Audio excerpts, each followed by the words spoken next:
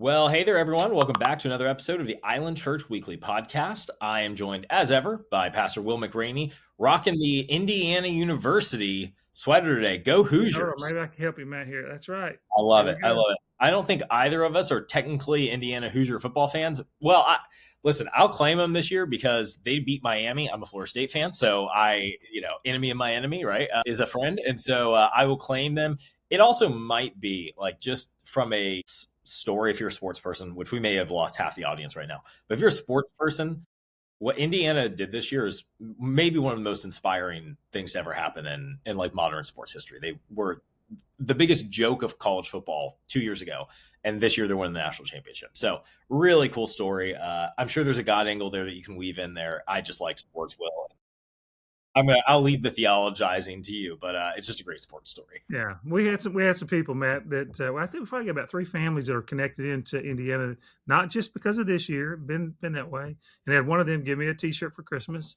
So I said, well, this would be a great week, and of course it's cool outside. I needed a layer anyway, so I'm not sure I got permission from Sandy to do this, but it doesn't really matter at this point. It's just me and you. But I love it. yeah, so we have people from all over and all our high state kind of people. In the men's group, particularly, quite a number of got people from Columbus, and we're thankful for our people that bring a great smorgasbord or Yeah, gumbo of people, and yeah, so we wanted to. It is quite a story, and you're talking about. I mean, they had the losingest team in the history of college football, yeah, all of football, yeah. all college. Yeah. Well, and I will say, if I had to weave a little bit of a leadership lesson there, it is a lesson in what strong leadership and also a unified vision can do.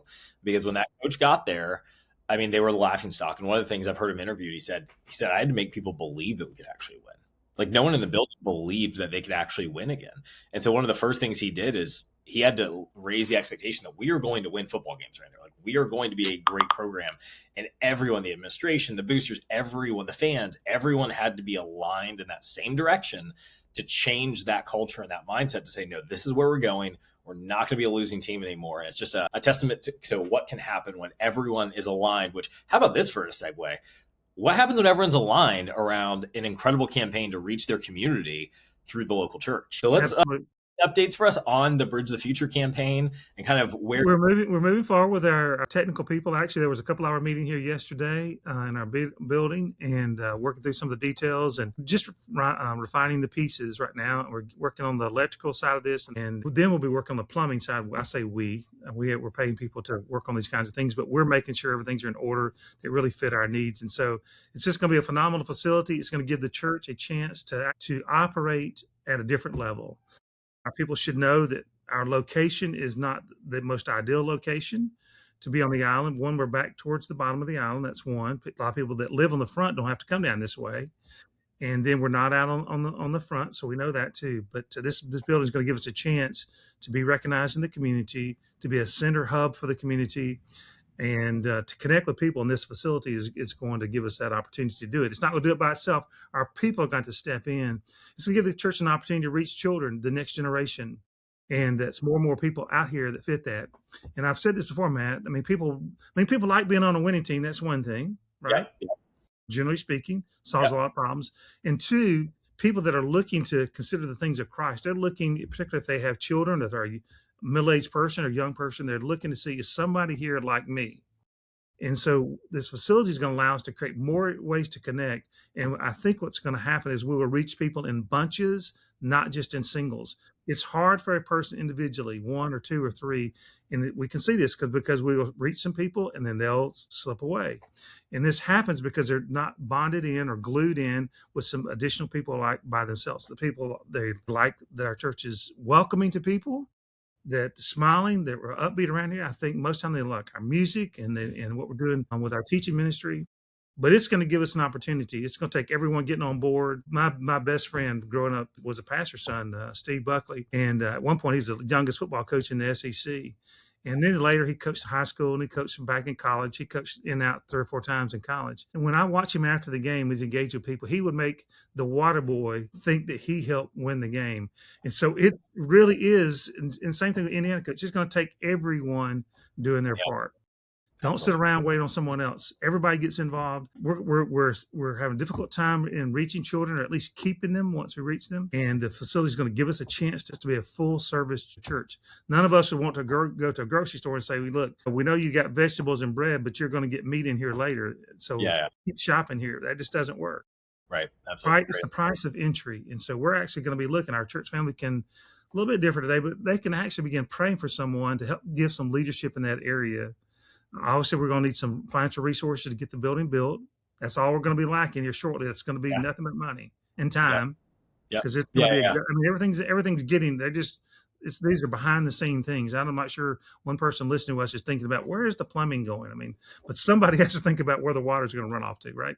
And so we're working through those final few details, and then it's going to be go, and it's going to be based on the resources. And so if you're out there and you haven't contributed some, do something. Just be a part. I encourage you towards that. Be a part of this. We have a chance to set the church up for its next 25 years of impact. Absolutely. We're the only church on the island. It really matters. We're really a biblical-based church on the island that's actually welcoming people, which is good. I mean, and I say the island. I'm talking about the islands, not just Bear Verde, the surrounding area. And so this really is not just about us. We're going to benefit, but it really is about the church's mission. Not that I'm excited about that, Matt, or anything like that. Yeah, you're not too jazzed up about that, I can tell. How was talk to us a little bit about Sunday at Island Church. How was this past Sunday? Sunday was good. It was good feedback in terms of the overall effort of what we're trying to get done. We started off with a little, as Sandy said, people are going to get on fire. We had a little bit of something catching on fire before the service. So maybe that's a prelude to the service. And so I think God really moved. But we got that with a little cup of water, got that little bush. Somebody asked me after the service, did I see the burning bush? And I was so focused on the message, and I just finished, and it wasn't really on my mind. I forgot what they were talking about. But we had a candle catch something. But other than that candle, I think the service was on fire too. Really good with the music was outstanding again, and people got to give a lot of affirmation dealing with mindset. If you missed the last 2 weeks or one of the last 2 weeks, I really would encourage you to go back and listen to the message there. I think it really would be helpful to you in your spiritual growth, your spiritual journey. Awesome. Very cool. Very cool. Yeah. And that's kind of part of a broader series Go Forward that we're going to be in for the entire year. You want to give a little bit of just context to what Go Forward is, it really means for our church, and kind of why we're focusing on that kind of phrase this year. Well, we want to get moving forward, kind of like you're talking about the Indiana coach. He wanted to think about not the past and all they hadn't done. They're thinking about what they could. We've got to do the same thing. We're going to have to rebuild and build even much beyond in lots of different kinds of areas. I mean, we're doing this in terms of our facilities. I mean, we're adding 10,400 square feet, which is more than double our current space right now. And we're doing it in the most economical way. It's the most efficient way. So we're going forward in our building. We're going to go forward in our faith to get there. We're going to go forward in our giving. We're going to go forward in our serving. We're going to go forward in our community, right? We're going to go forward during the midst of challenges, because there will be challenges. When the kingdom starts advancing, things start happening on the spiritual realm too. And so we're going to be going forward in lots of ways. Matt, a couple of years ago, we started this idea of pursuing God, pursuing his kingdom advance, and pursuing his ways. And then last year we talked about engaging. And so we want to pursue God. We want to engage, and then we want to keep moving forward. We can glance back, but want to move forward. And I recognize a lot of our people would say, I have less ahead of me than I have behind me. That's true for many of us. But we can lay a foundation and hand off a facility and children's programs, and we can engage now. We want to go home serving Jesus. I want to go home serving Jesus. I don't want to go home standing on the sideline. Yeah, absolutely. All my finances going on the sideline, or my life experiences, or my pains, or my successes with Jesus, any of those things. And I encourage every one of our people, give financially, get involved serving in some way, do something, and you'll benefit the most. You'll be the big winner. So it's a really good time to be going forward. Absolutely, man. Absolutely. That's huge. Okay. So what's coming up? Anything else coming up in the life of church that folks need to know about? Well, we have a good, fun eating thing. We have Momentum. Awesome. Just about that. We're going to bring up more updates on the building, the facilities, and what we're doing ministry-wise, because it won't be long. We're probably, 9 weeks away from Easter? Something like that. So that's our Easter egg hunt. We're going to be talking to you about that. We're going to be asking you to connect in with that and serve. And the same thing with our annual sunrise service. But on February 1st at 5:15, we're going to have chili, lots of different types of chili. Yeah. Just point the spicy out to me so I don't get that. If not, you're going to see me sweat. I just start breaking out. Yeah, I'm the same way. So February 1. I'm not a spicy guy. So February 1, and then that begins at 5:15, or you can just come at 6 when we all gather up. That's really an encouraging time, and we'll be hearing kind of where we're going, what's going on, what's up next, and how to get involved. And so that's a big day for us, that momentum. And then we're going to have a friend of mine here that is just doing some remarkable work. Gary Smith is coming. He's worked in some of the hardest places reach in North America. Known him a long time, just doing some remarkable work. So I'm just asking to bring his eyes to what we're doing and help me see what I may not be seeing, help us see what I may not be seeing. And he's really, really good in this kind of area. He's led out in church plants. At one point, he had 40 church planters ready to go in Canada. I mean, that just doesn't happen. And there's all kinds of things. So that's Gary. And then this coming week, Sandy and I will be here. But we have a supersonic, fantastic guest preacher this week. And that will be you, Matt. So we look forward to having you coming this week. And so to share. It'll be fun. Excited for it. It's going to be a good time. Excited to be there and get to open the word. It'll be a good time. Awesome stuff. Well, what's one way folks can be praying for the church this week? Well, it's a time of commitments. January is kind of our membership drive, membership push. It's where we renew our commitment, right? Yeah. And it just calls us to evaluate. There's several reasons we do this, but it calls us to think about, am I in or am I not in? What is it? If I'm in, then if Jesus is worth following, he's worth following up closely, right? And so they could pray about that. And then we really have got to get going a children's ministry. So we're planning on doing this right now, right after Easter.